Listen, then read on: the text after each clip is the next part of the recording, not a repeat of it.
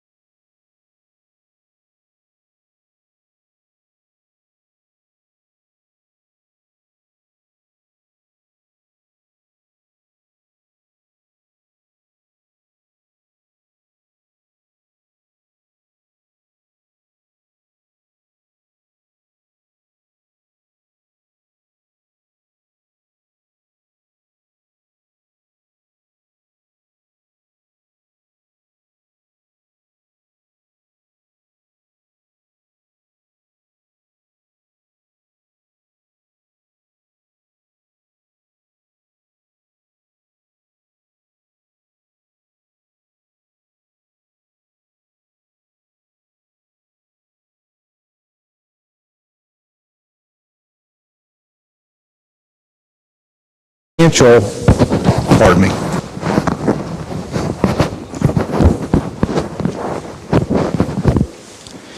Which was a large city and probably a large church, a very, very diverse group of Christians. And he is writing to Timothy. We find out in chapter 3, this is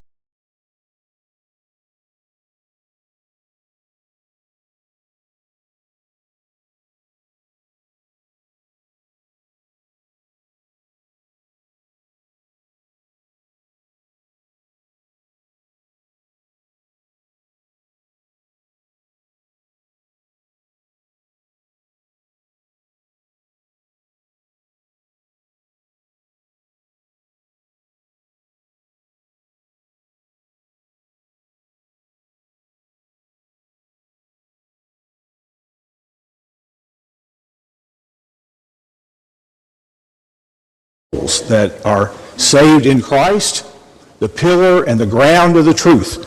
When we are dealing with God's church, we should be dealing with folks that are interested in truth, that are upholding truth, supporting truth, and that's what we want to do here at North Lexington as we study and worship today. Now, our quick outline of chapter 3. We've talked about the qualifications of overseers or elders or shepherds in verses 1 through 7.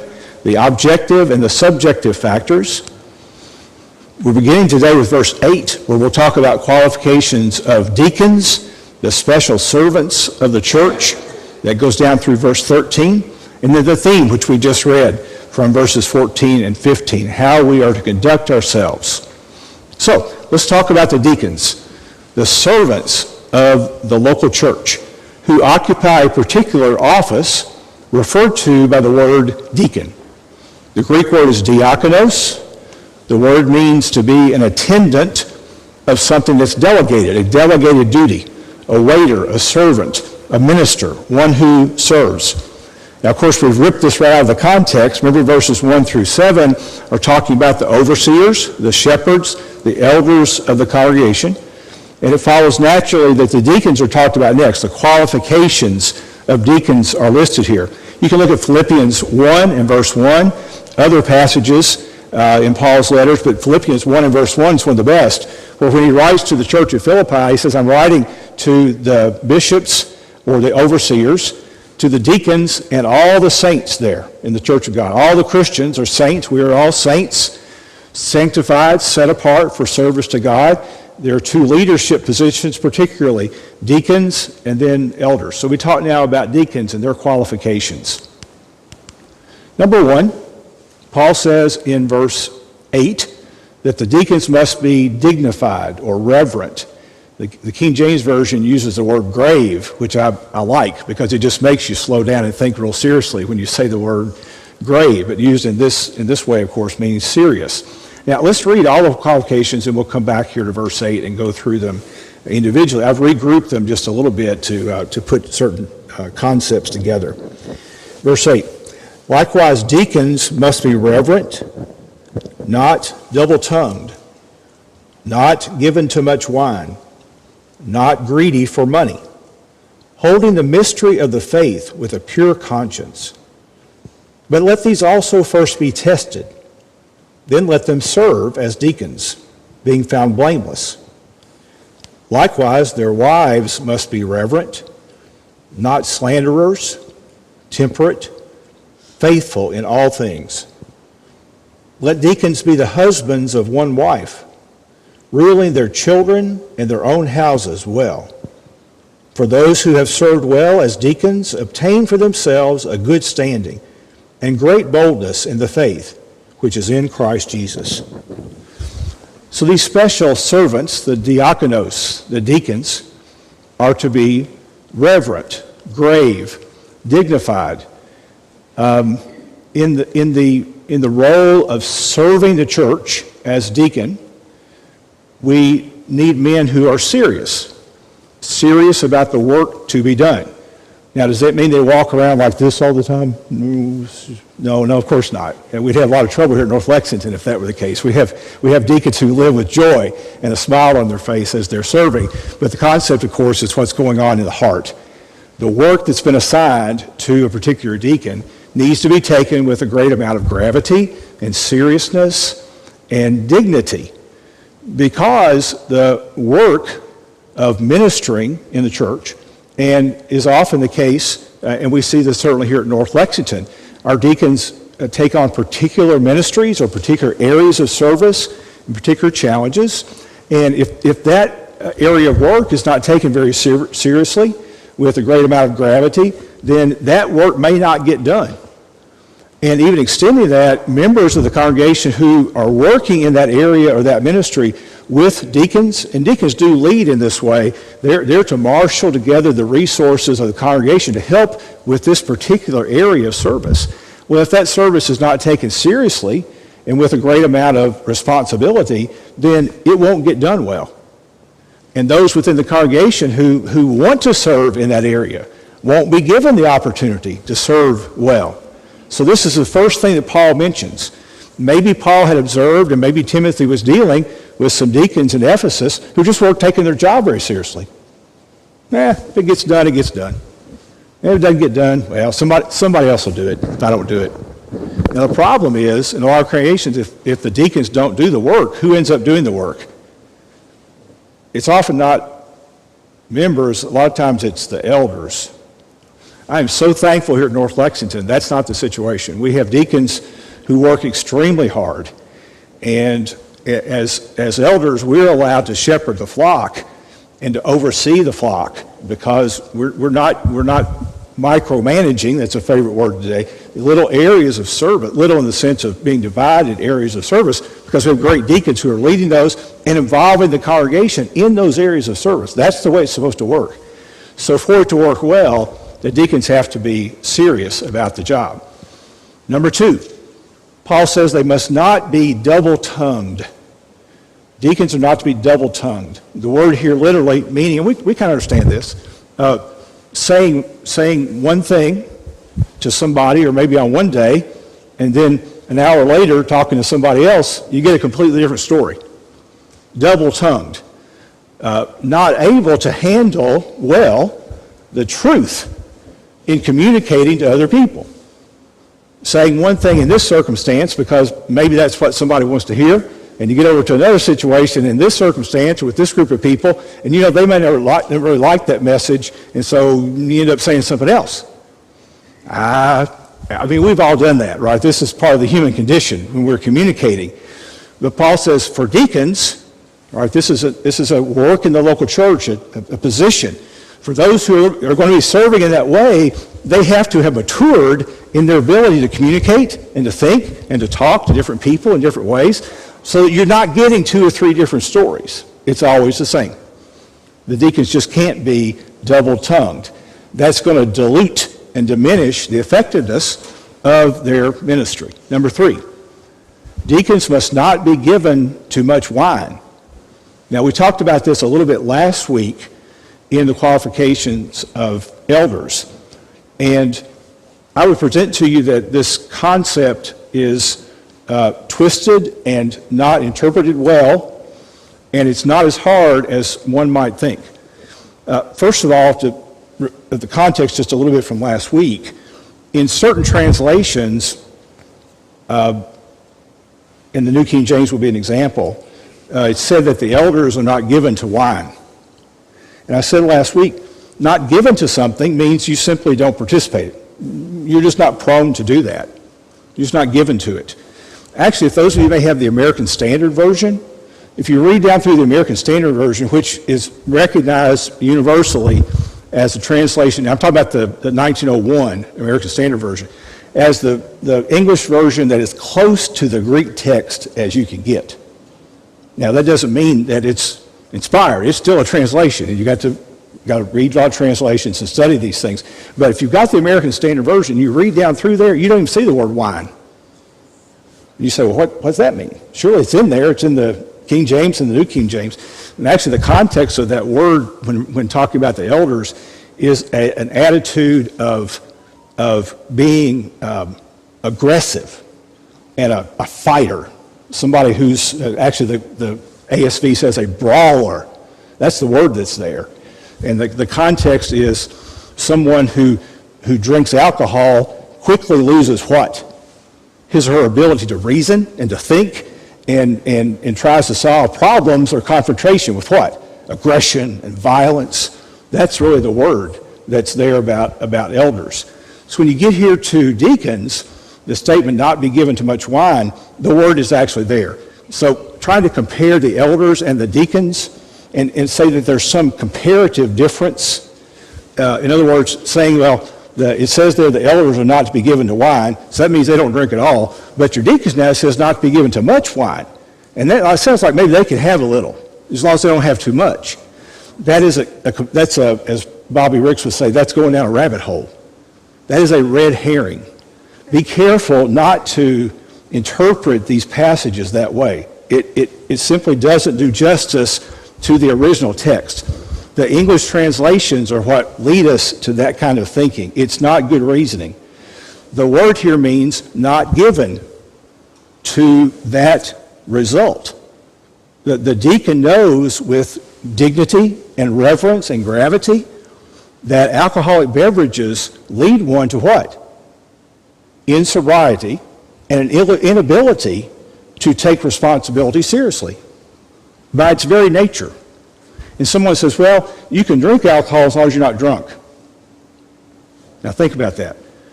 How much alcoholic beverage does it take to make one drunk?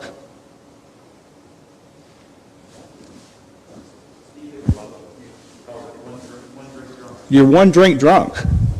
So be very careful about that type of analysis, because that's not what these words mean in the original. Read, I'd love to take time, but I don't have time today, just like I didn't have time last week. But jot down Proverbs 20 and verse 1.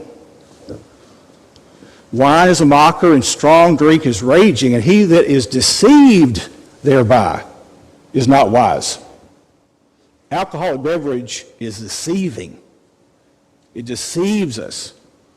And we know that either from personal experience, perhaps, or we've watched others. It is a deceiver.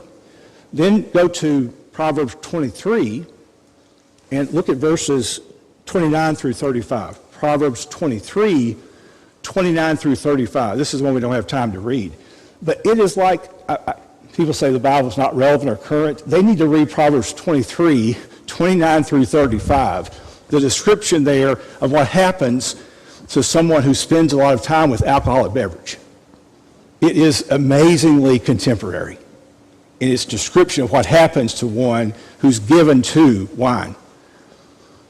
The thought that a deacon can drink a little bit as long as he doesn't get drunk, I think is completely antithetical to the first qualification. A deacon is careful and reverent and grave about his responsibilities. So this is one of the qualifications, because this will take a person away from their responsibilities. Okay, you have to keep going. Paul says the next qualification is that a deacon must not be greedy for money. Or one translation says not greedy for dishonest gain. The word translated greedy here means really a lover of money.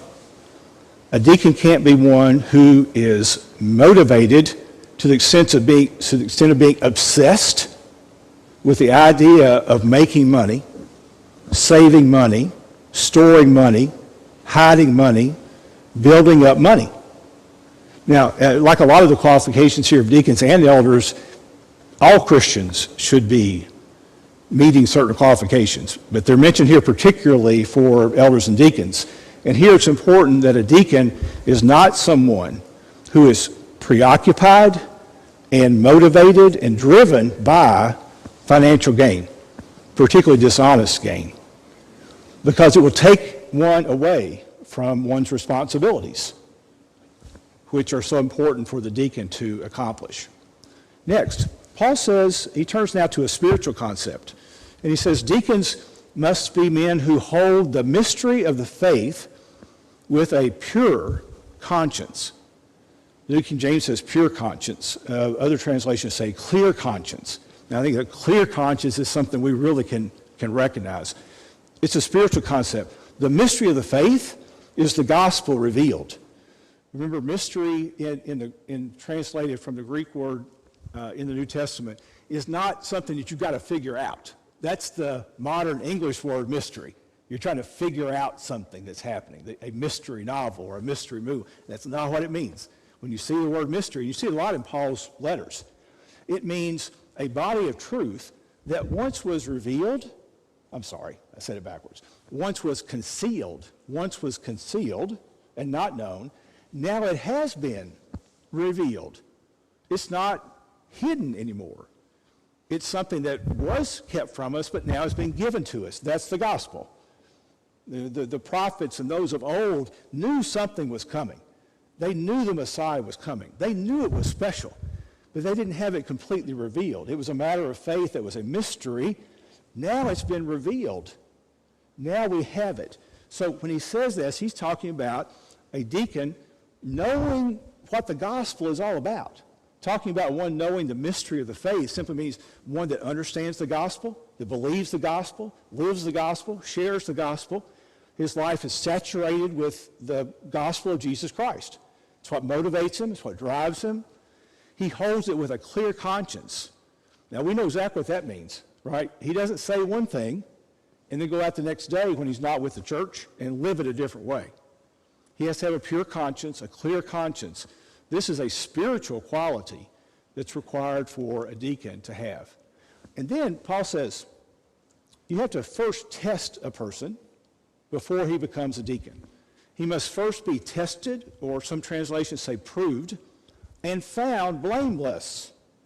Now, the word blameless is kind of like the word perfect in the New Testament. It doesn't mean sinless. It means that his conduct, when given a responsibility, being tested, has turned out very, very well. He's a human being. He'll slip up on this and that, and maybe we would have done it a little differently this way. But he was diligent in his work. He was found being given a responsibility to carry it out well. Really, the essence of what a servant that's getting an assigned duty has to do, right? Here is a task. Here's a responsibility, given leeway in how to do it. You've got to come out on the other side with a good result. Unlike many, and this just happens. Again, we're humans. We all do this sometimes. We take on a task, we take on a responsibility, and we never get to the other side. It just doesn't get done. We're so busy. We're consumed with other things, may not be bad things, other responsibilities, family responsibilities, work responsibilities, just taking on so many things, and we just never get over there. It just doesn't get done. It just kind of disappears. People just kind of forget about it. It doesn't happen. Paul says that you can't have that in your diakonos. Your deacon has to be somebody that takes on responsibility, and they prove to everyone that they're able to get the responsibility, the task done. Now, that's someone who has been found blameless. Don't put a deacon in an office and give him a job and have no idea because you've never seen him accomplish anything. So this would have to be certainly one that's known among the congregation, right? People, and we know these folks, right? A person may not have this quality to 100% and probably shouldn't be a deacon. Doesn't mean he can't go to heaven. Just means he shouldn't be a deacon because he has a problem with taking responsibilities and getting all the way through them the way they need to be. There's a distinguishing factor here. I mean, not everybody does this. I mean, we know this. We kind of know these people. And it leads us to say, Brother Smith, he'd be a pretty good deacon because he's taken on such and such job. He kind of took it on himself. It needed to be done. Next thing you know, a year later, nobody talks about that anymore. It used to be a huge problem for us. Couldn't get anybody to do it.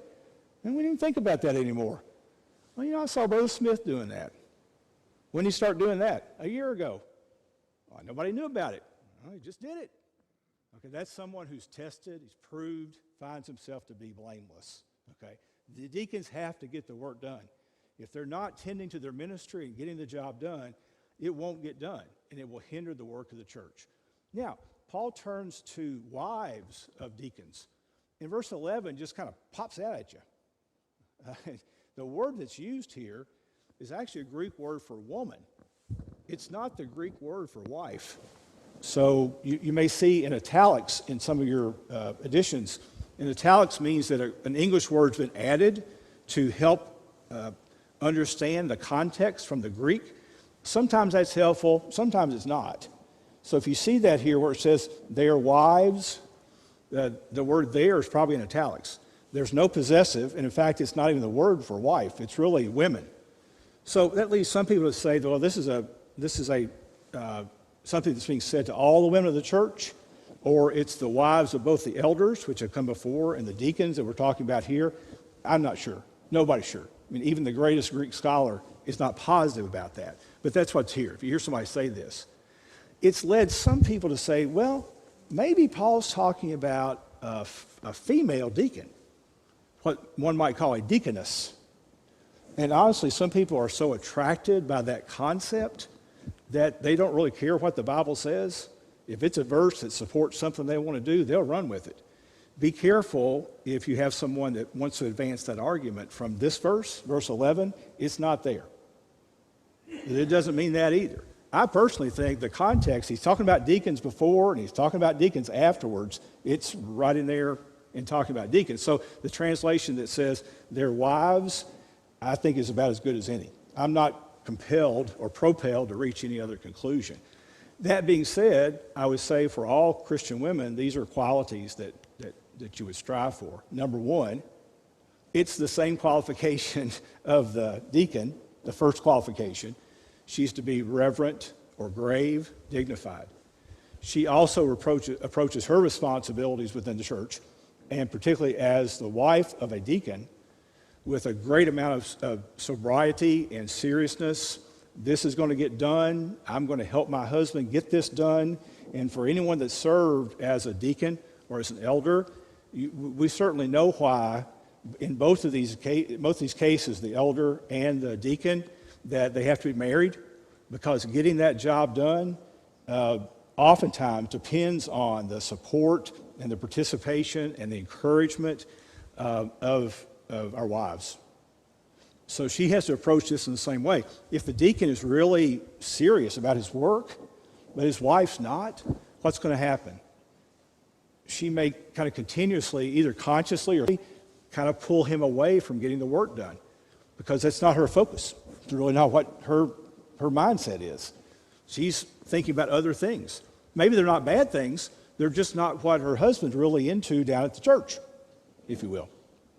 So the fact that the first qualification here is exactly the same as verse 8 for the deacons, I think it fits. It helps to reach this conclusion that he's talking about the wives of deacons. Secondly, they cannot be slanderers. Slanderers. Now we're talking about speech. The deacon's wife cannot be one whose speech is hurtful and may not be grounded in truth. It's slander. It spreads rumors. She spreads gossip. And some people, frankly, just like that. right? Some people just live in that. They love that. It, for some reason, motivates them and drives them. And if it hurts other people, it doesn't seem to bother them. And we've known people like this. It's a real problem in the church. A real problem in the church. Can cause great harm and division in the church. So Paul says, look, the deacons' wives cannot be malicious gossips. Number 3, they must be sober-minded, temperate. In everything they do it with moderation. They're not people of extremes. You can count on them. You can count on their reactions. You know how they're going to respond. They're not going to, as we sometimes say, go off the deep end. You know, the person takes a responsibility, maybe a good one, maybe a bad one, and there they go, poof, it's gone. You know, the reaction to it is so disproportionate to what needs to be done to get the work done. That's somebody who's not temperate, not sober-minded. Certainly having a hard time with the earpiece today. Okay, so temperate. The deacon's wife needs to be one who lives in moderation, who is not one that, I'd like to say, is not. Some people, and you know people like this. Every time you see them, you get a surprise, right? You can't really guess or depend on their responses. You got to kind of float something out there and see what comes back, because you have no idea what's going to come back.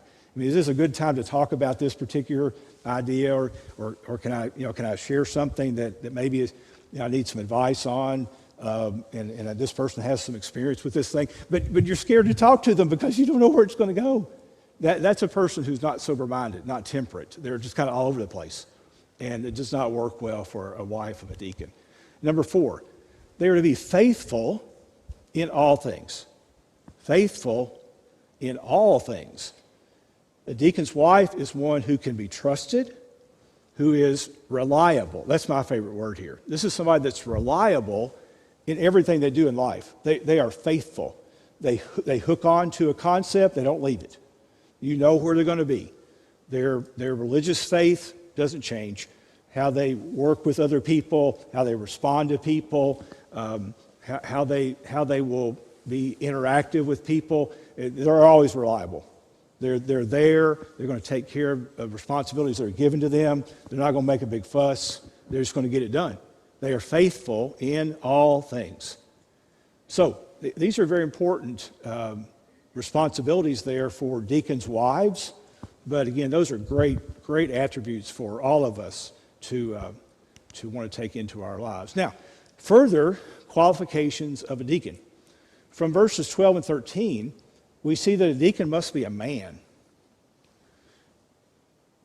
Again, I talked about not using verse 11 to think that there is a role of a deaconess or a female deacon that's an officer of the church like a deacon is. Because Paul here says that a deacon must be the husband of one wife. He's a husband. He's a man. And he has to be a married man. A deacon must have a wife. We've talked about how important that is to his service. Paul lists qualifications for his wife, and he must be a father. So a deacon must be a man who is married and who has children. That could be one child. The word doesn't imply multiple children. It's the word children, 1 or 10. It's the same. But the deacon must be a man who understands the relationships that occur within the home, and he is able to take care of those relationships and manage those relationships. A husband of one wife, and he doesn't just have children, but he must rule his children and his home well. This is a man who is stable in his home life. He has a good Christian wife that supports him. His children are submissive to his leadership within the home. And this shows that he has the ability to work with Christians, with the Christian family. Because a deacon, and I'll advance again, is not a special servant who takes a singular job and then goes off into the corner by himself and gets it done. Now, sometimes, and all of us that have been deacons, you know there is a lot of that, right? You just got to go get it done. okay? But ideally, a deacon is working within the congregation and gathering others that are interested in his ministry area. And he's equipping others to serve the Lord under his leadership in this ministry area. Every Christian needs a job to do, right? Our theme here at North Lexington for several years has been what? Every member, that is, every member is involved. Every task, that is, there are many, many tasks of the local body here that need to be done. And every soul, every person out there, every person in the congregation, everybody in the community is a soul whom Jesus died for. And the task of the responsibilities of the congregation, taken care of by every member being involved, leads to the salvation of every soul. That's what that motto or that theme is about here at North Lexington. So it's the deacons that are involving the members to take care of the tasks that need to get done to help save souls. The preachers can't do it alone. The elders can't do it alone. The deacons can't do it alone. Members need to be participating, but there needs to be organization for that to happen. We have a lot of deacons because there are a lot of tasks to be done. And so we encourage this organization here at North Lexington because we think it's scriptural. So the deacon needs to be a man who's able to communicate, is able to assign roles, is able to motivate because of the life he lives. And we see that within his family first, and then we can know that he can qualify as a deacon. And then Paul wraps it up in verse 13 with this wonderful statement where he says, those deacons who serve well find themselves in a good standing and great boldness in the faith. It's a tremendous honor to serve well as a deacon. Now, that also implies that some may serve as a deacon, maybe not so well. So those that are in that role need to be motivated to know that you, as a deacon, can obtain great standing before the Lord and great boldness in the faith for yourself before God and as a leader of other people in the congregation. You are helping lead people to service in the Lord, and that certainly takes you into a good standing before the Lord. Such an important office, such an important responsibility in the local church, the deacons who are helping carry out the tasks and responsibilities of the local church. I've done all the talking here, which sometimes on live stream is good, but if there are questions and you have a question or comment, I'll try to repeat it for those who are at home. Going once? Yes. One thing that I remember from a lesson you taught some time ago, intoxicating beverage or intoxicating anything. Look at the middle of the word and think what it means. Toxic. We do not need to ingest poison, whatever it is. Okay. For our minds, our bodies, our souls. We don't need that stuff. Sandy has reminded us we use the word intoxicated to refer to someone who's drunk by alcoholic beverage. And she says, look at that word. The middle of the word, it has the word toxic in it, which means poison. And Sandy is rightly making the point. We as Christians should not be ingesting any poison into our minds or our bodies. We don't want to have poison, toxins, toxic situations. And it's certainly an interesting point about the word intoxicated that Sandy reminds us of. Now, quickly we'll read 14, 15, and 16 because we've read 14 and 15 at every class. It is so important and really deserves a full analysis. We've talked about some of the words. These things I write to you, verse 14, though I hope to come to you shortly. But if I'm delayed, I write so that you may know how you ought to conduct yourself in the house of God, which is the church of the living God, the pillar and ground of the truth. And without controversy, great is the mystery of godliness. God was manifested in the flesh, justified in the spirit, seen by angels, preached among the Gentiles, believed on in the world, received up in glory. This last verse, verse 16, referring to Jesus Christ, God the Son, manifested in the flesh, John 1, verse 1, John 1 and verse 14. Justified by the Spirit, seen by angels, preached among the Gentiles. That's the Ephesian church. They were largely Gentiles. There were some Jews there too. But Paul was the evangelist, the missionary to the Gentile world. And he says that Jesus was believed on in the world. Believing in Jesus Christ is what leads people to salvation in God. And he was received up in glory. That was very likely, scholars say, an early church hymn.